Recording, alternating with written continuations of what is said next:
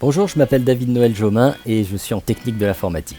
Ok, bah moi je m'appelle Malab Lounès, et puis j'étudie en soins infirmiers, je suis en deuxième année. Je m'appelle Ludovic Lacerte, je suis étudiant en génie mécanique. Moi, c'est Caroline Beaupré, j'étudie en technique d'éducation à l'enfance, puis je suis en troisième session, dans le fond de la deuxième année. La persévérance pour moi ça signifie deux choses, c'est garder en tête son objectif déjà, et puis savoir se remettre en question.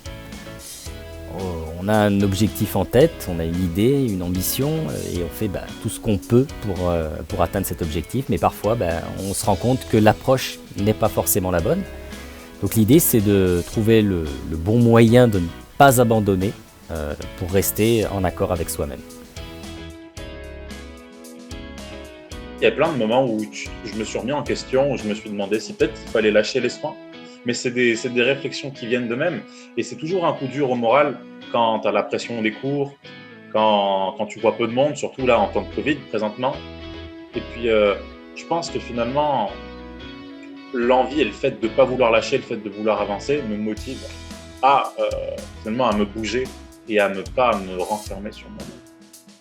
Je dirais ma motivation, c'est ça qui a fait une différence. Là.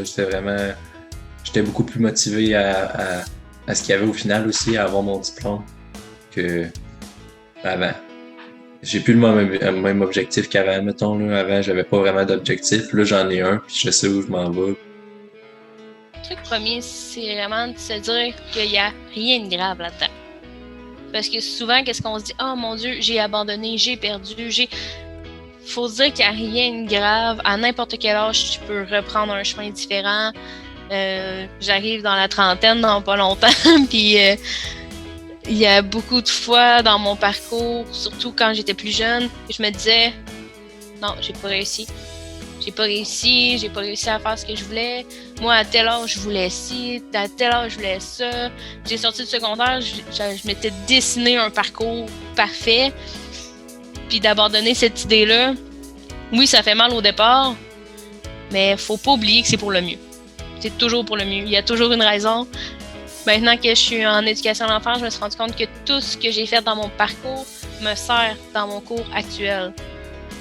Fait que j'ai rien perdu. Au final, j'avais l'air d'avoir perdu, mais j'ai rien perdu. Je suis même mieux outillée que beaucoup de personnes parce que j'ai un parcours complet.